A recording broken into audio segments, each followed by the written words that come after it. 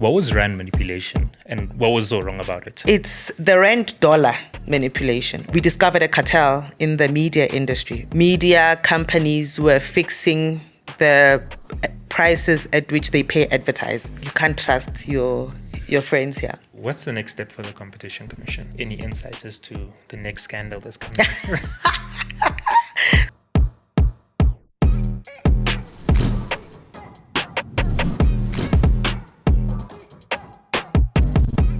Welcome back to Palatable Politics, a show where we take the complexity out of politics and make it palatable for you.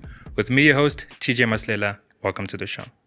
In today's session, we're going to be going into the Competition Commission, what its role is, objectives, and how it keeps SA as a competitive environment.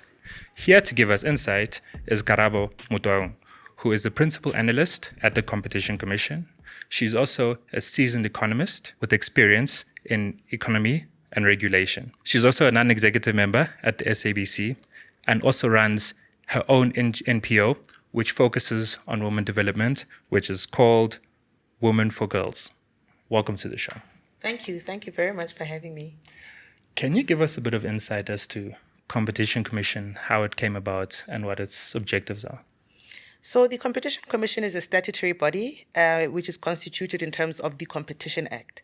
The Act came into effect in 1998 and the Commission opened their doors for the first time in 1999.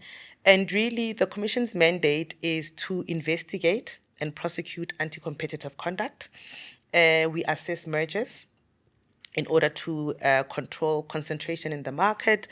We also undertake market inquiries. What a market inquiry is it's an assessment into the state of competition in the market. So it would not be an investigation against a particular company, but what we do is just assess the state of competition in any industry to see if there are any barriers, if there are any challenges that could be resolved through competition intervention.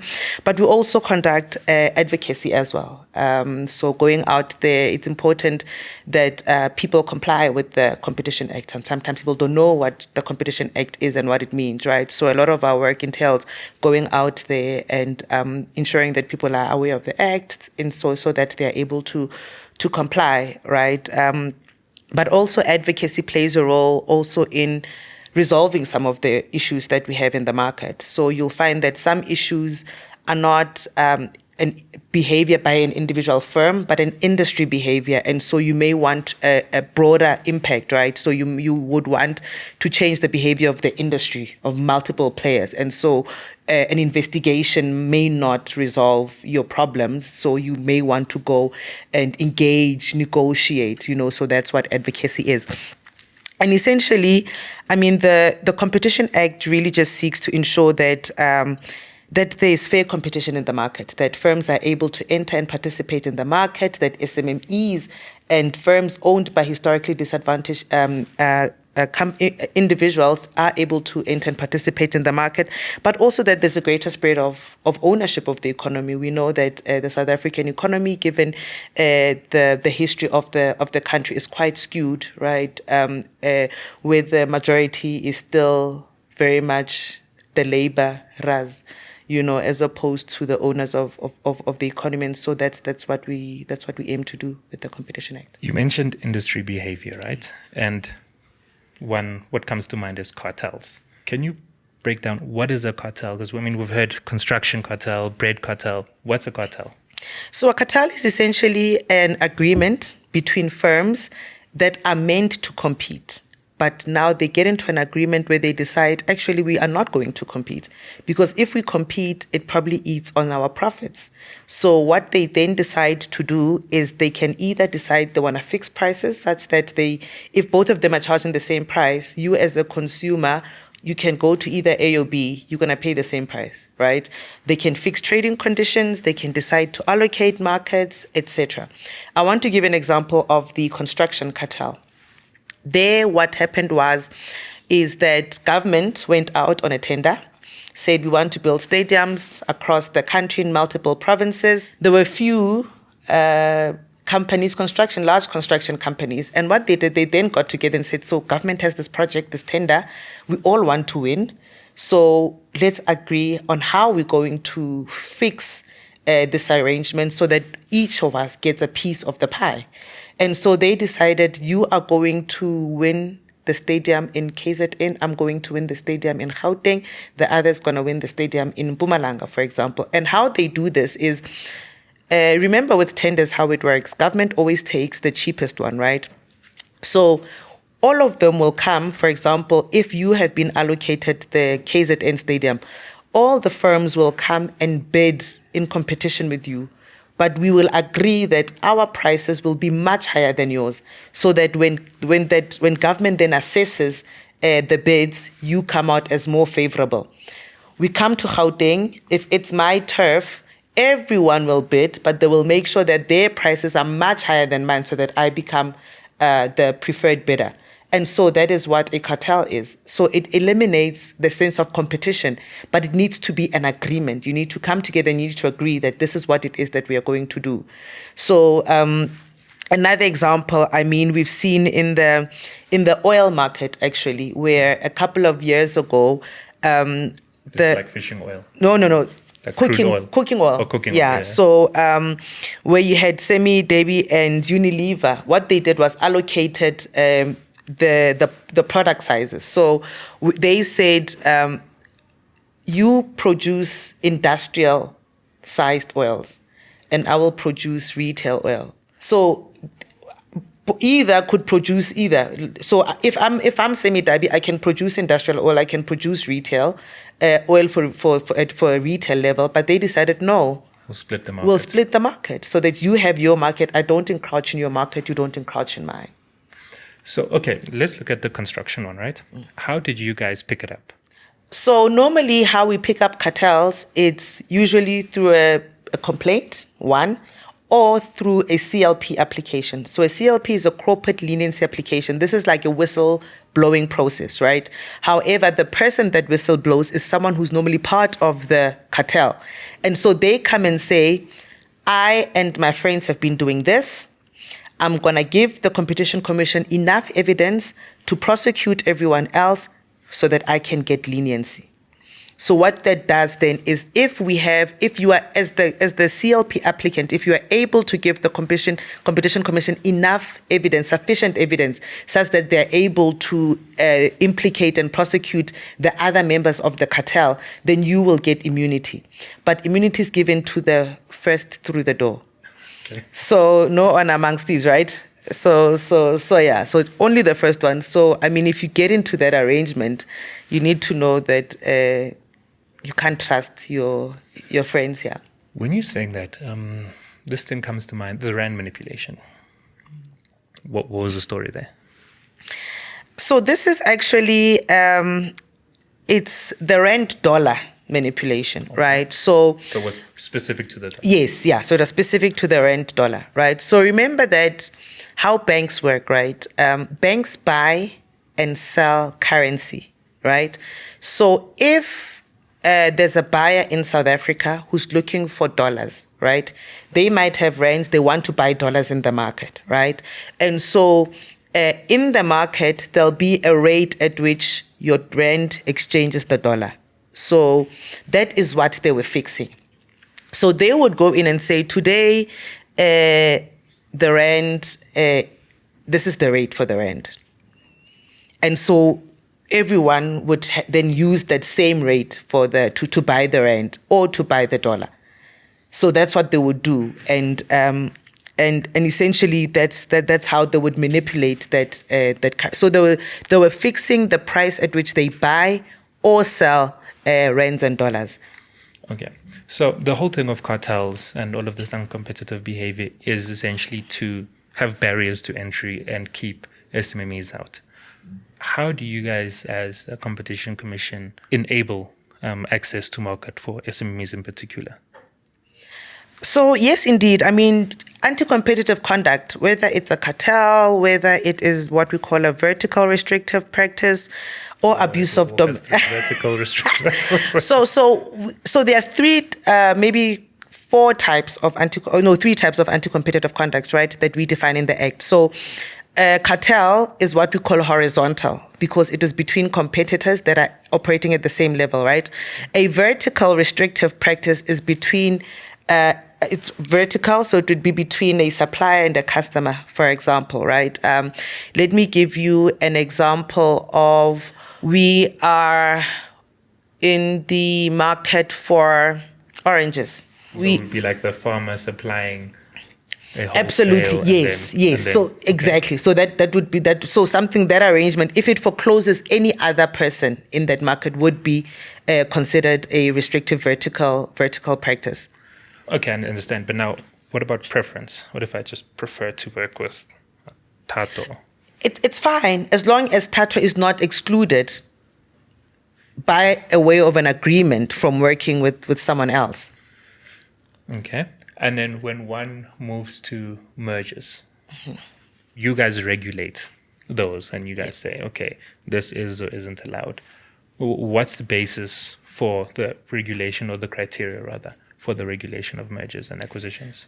So remember, mergers involves companies buying each other, right?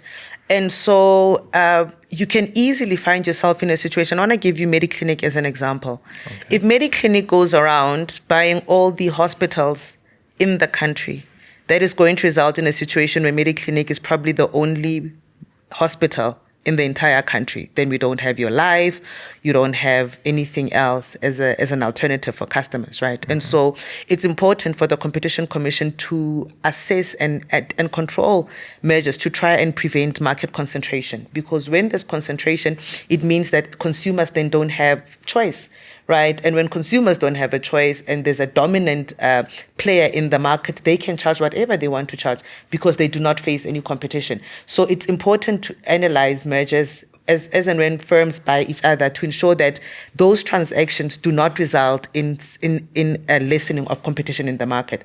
And that is why we analyze mergers. So a merger can be prohibited. A merger can be prohibited, it can be approved, it can also be approved with conditions. We could find that with the, I'll give you the Massmart merger, for example, right? What one of the conditions there was that Massmart must buy from South African suppliers. Okay. Right. Yeah. So they had to buy from South African suppliers, right, just to try and keep the economy growing, right. And so those are some of the conditions that we put in place. Sometimes we've got what we call public interest guidelines or public interest considerations now. So initially, when we assessed mergers, we'd assess it from a competition perspective only. So what the impact of the merger on the state of competition in the market. Does it eliminate competition? Does it introduce competition? So that's what we do, like I gave with the Mediclinic example, right? There's quite a number of Mediclinic measures that have been prohibited because we realize that if Mediclinic buys in this province and in the next town, within the space of a 90-kilometer radius, it's only Mediclinic. So it's in instances like that where we'd say no, for example, right? Because Mediclinic does need to have a competitor. So though that would be the one basis, right, from a competition perspective. But now what the public interest considerations do is they look at the impact of the merger on, for example, employment. Most mergers, when companies merge, sometimes it will come with retrenchments. And so one of our conditions would be do not retrench for the next 2 or 3 years. So that would be one of the conditions. Another one would be to increase ownership of workers through ESOPs, right? So where would employee share options? Yes. Okay. So where we'd say the firm must give some dividends or some ownership to the employees themselves, right? Another consideration would be the ability of SMMEs and HDIs to participate in the market. So we'd, for example, there'd be a condition that says that you need to empower SMMEs in the market, right? An economic development fund, for example, develop an economic development fund that funds SMMEs in a particular market, right? And so those are some of the conditions that may be imposed through mergers. And really that is one of the ways that the Commission really is trying to ensure, as I explained, what our objectives is, right? Greater spread of ownership, that's ESOPs, ensure the entry and participation of SMMEs, and this is what we do through our public interest conditions, ensure that we promote and protect employees and employment, and that's what we do as well through our public interest considerations. So there's a little birdie that told me that from your side, one of the projects you guys worked on was that of school uniforms and making them accessible. Can you walk us through, one, what the problem was there and what you guys did to enable? Sure. Actually, that is an example of a vertical restrictive practice. Okay. So we were receiving multiple complaints, right, from parents that were saying schools are forcing them to buy a school uniform from a particular supplier.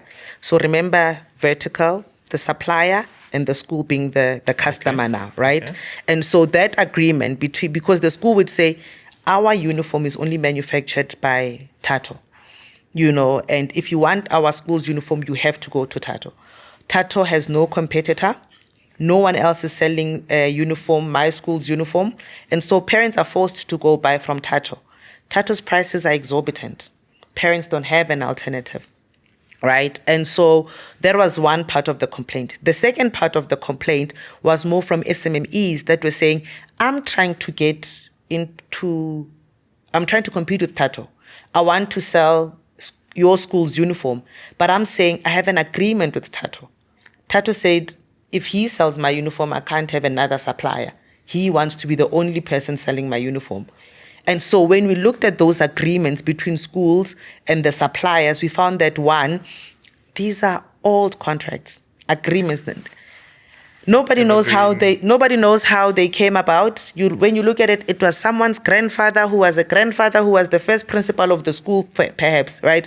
And so these have been generational relationships, right? And so they've carried this supplier over multiple years because this is the supply that has always been there, right? And so there would have been no bidding process. There would have been no opportunity for other SMMEs or anyone else to come to the school and say, this is what we can offer you and at this price, right? And so that's where we then started investigating, and we found that those contracts are exhaustive, right? They're exclusive, they are long-winded, they have not been entered into through a competitive process, and hence the reason why then it became a problem, and it then resulted in those contracts being anti-competitive, right? Because they prevented SMMEs from getting into the market because there was this one big guy who is supplying all the schools in South Africa, right? And he's saying, if I'm going to supply your school, you cannot have another supplier. So the schools were like, our hands are tied. But also, you must understand that, as I've said earlier, a lot of people don't understand the provisions of the Competition Act. And so schools, for them, it's a contract. It just makes life easier if I have one supplier. They didn't realize that the impact of that has a negative impact on competition in the market. It's affecting the prices that parents are paying, and I think as soon as we got into COVID, it became worse because you can imagine that parents stopped working, finances became strained and so forth. And so parents just could not afford to pay these high fees. And so hence the reason why we got a lot of these complaints even post-COVID. And so what we did there is we then created guidelines. Like I said, again, advocacy. We could have gone and prosecuted the schools. How many schools are there in South Africa? One, right? It wouldn't make sense. We don't want to be prosecuting schools. Schools should be there to educate our children, should not be involved in litigious processes, right? So we took an advocacy role there. And that role meant going out, teaching schools about why these contracts would be problematic and why it's important for schools to follow a competitive process, right? We went through multiple engagements with them, whether it was in their SGB meetings, whether it was through their workshops. We went through, multiple initiatives, but eventually we developed a guideline, right, that says how do we ensure that we keep this market competitive, right? So the guidelines, for example, say something along the lines that schools must have more generic items. So by having more generic items, it means have less items that have the school emblem, so that a parent can go buy a plain white shirt at any store that they wish to buy, you know, as opposed to buying a shirt with the school's logo from the supplier. So when you have more generic items, a shirt, grey pants, these are accessible anywhere, right? And so a parent, based on their affordability, can buy those items anywhere. The guidelines also, for example, say that try have more than one supplier as a school, contract 2 suppliers, you know, so that parents have a choice. We also say, actually, you must have advertise a tender. You must advertise the tender for the suppliers so that they can all have an opportunity to come and present their options, their products, and then you as the school can decide what is affordable for you, what matches your quality, etc. But give everyone a fair chance. And this is how we're trying to open the market then for SMMEs, right? We're also saying if you're going to get into a contract, it must not be longer than 5 years. And after 5 years, you must repeat the process. And so what that does is that allows competitors after every 5 years to come and say, okay, maybe I didn't get the next round. I've got 5 years to improve my quality perhaps, or to do something better. Come back after 5 years and pitch again, you know. And so that's what we've done. And actually through this initiative that we've done, right, we've had a lot of schools saying absolutely we are willing to comply with the Competition Act. We don't want to be on the wrong side of the law. And actually there's one lady, Pamela, her story is available on most of our social media pages, but she was one of the SMMEs that had come to us to say she had been blocked from producing school uniform. But through our interventions, she's had to find new premises to work, bigger premises to work, because her business started growing. She started now getting schools to supply. She'd actually go to the schools with we did a circular. We issued a joint circular with the Department of Basic Education that contains the guidelines and that says schools must comply. So she'd go around to schools and saying, this is what you'd be in contravention of the act, you know, and they listened. Okay. So she's one of our good stories, right, to say there is a cause there, you know, for the Competition Commission to really come in and be impactful in opening up the market for SMMEs. Now, fine, that's the competitive element. There are, however, some industries that are a monopoly. ESCOM, I know even with regards to sports rights. What's happening there? How do you guys manage that and protect the citizens there? So, I mean, ESCOM, as you've mentioned, is a monopoly, but it's government-owned, right? Okay. And so what that then does is that at least government is able to regulate the prices of a monopoly, because as you can imagine, a monopoly is a firm that is independent, alone. They can take unilateral decisions. They can decide they want to take the prices high today and no one can say anything because there's no competitor, right? And so, and as you've correctly said, with sporting rights as well, right? We've seen that SuperSport, right, owns the sporting rights in South Africa. And so what that does is it gives SuperSports the right to sell these rights at whatever price they want to sell. So if an SABC wants to show a particular sports that SuperSports has rights to, SABC must go and buy. If ENCA wants to, or E-News wants to play the sports, and they must go and buy. It seems like there is a centralization of ownership or control in terms of media. So what's the status of the media competitiveness in SA and what's being done there? Definitely, the media in South Africa is still very much dominated by a few big companies, right? Actually, you remind me, so a few years ago, actually, we discovered a cartel in the media industry, right, where media companies were fixing the prices at which they pay advertisers, right? Okay. And so we busted that cartel and we concluded settlement agreements with the respondents, right? And And through that settlement agreement, what we then did was that the Commission then developed an economic development fund where we said, so remember when we settle with companies, right, there's a penalty that they pay. And so normally the penalty would go directly into the state National Treasury funds, right? But what we did now was we then broke that down and said a portion of the fine can go to Treasury. But because we wanted to correct this problem of SMMEs not being able to enter this space of media, we then created an EDF to try and support SMMEs that are in that space or that are trying to get into that space. It's an economic development fund. So we then took a portion of the fine to say, okay, about, let's say 3% of the whole fine is going to go into this economic development fund, right? And so all of those funds combined then helped the Commission to be able to support SMMEs.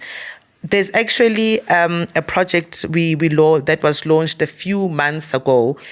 First Black young man launched an outdoor billboard in Soshanguve, the very first, through this EDF. In 2024? In 2024.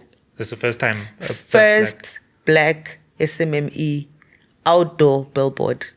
Name of the company? Touch Media. Okay. Shout out to them. Yeah.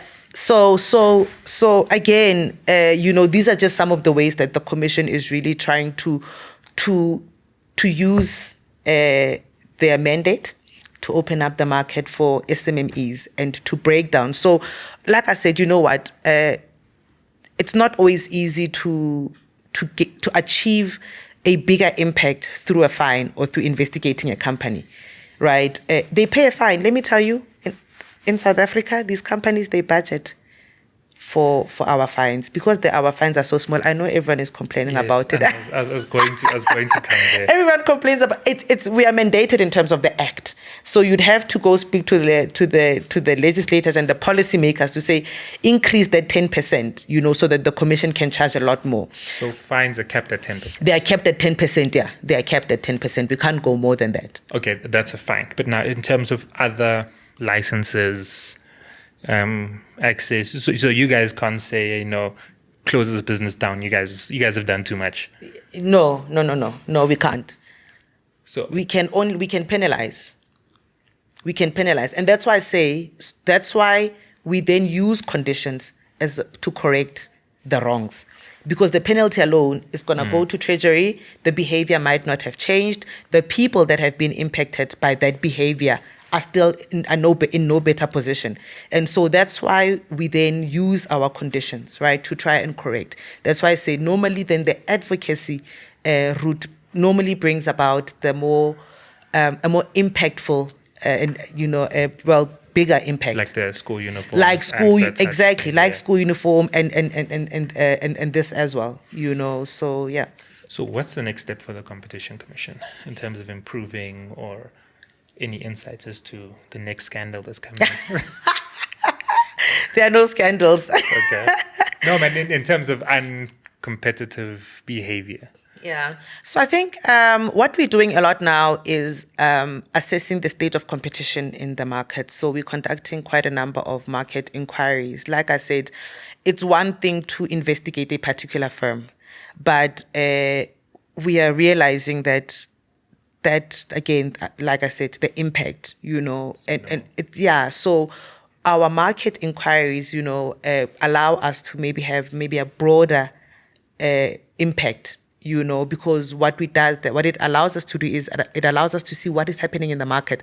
What are the challenges that are facing SMMEs, that are facing women, that are facing firms owned by historically disadvantaged individuals in the market? What are the barriers? Are they financial? Are they systematic? Are they structural? And so what then we are able to do is we are then able to come up with recommendations, right? Whether it is recommendations for government, for other regulators in those markets, to say, these are the problems, this is how they can be resolved to open up the market for others. Can you do this? Are you able to do this, to try and open up the market, So that's that. But of course, we are we've just published regulations now, actually, that speak to those vertical restrictive practices in terms of how the Commission will be enforcing those, right? So I think we are really at a point where we are really going out and teaching people what the Act says so that they can understand how it may impact their business as well, right? Because, I mean, it's one thing to prosecute someone that comes and says, I did not know. You know, how that is the most heartbreaking answer ever, you know. And we see this with a lot of SMMEs, particularly in, you know, government tenders that say, I did not know that this is what I was doing. I did not know that this is a contravention. So I think going out there and educating business around the Competition Act is something that I guess you'll be seeing a lot of right now.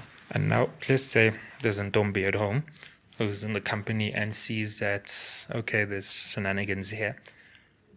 One, what should she do? And secondly, as a whistleblower, what protection is there in place for her? So, Ntombi can lodge a complaint with the Competition Commission. Ntombi can lodge the complaint anonymously. Okay. So in those situations, in that circumstances, Ntombi would come to us and say, I've got this information, give us all the information, give us the relevant documents that we'd need, and we would then, as the Competition Commission, initiate the complaint as the Competition Commission. So it would be Competition Commission against Ntombi's company, the company that Ntombi is reporting, right? So it won't be Ntombi. So Ntombi's anonymity will be preserved. Yeah. Okay. Yeah. Okay. No, that's solid. Thank you for making time to educate and make this palatable for us. Thank you so much for having me. Guys, hope that was insightful and palatable.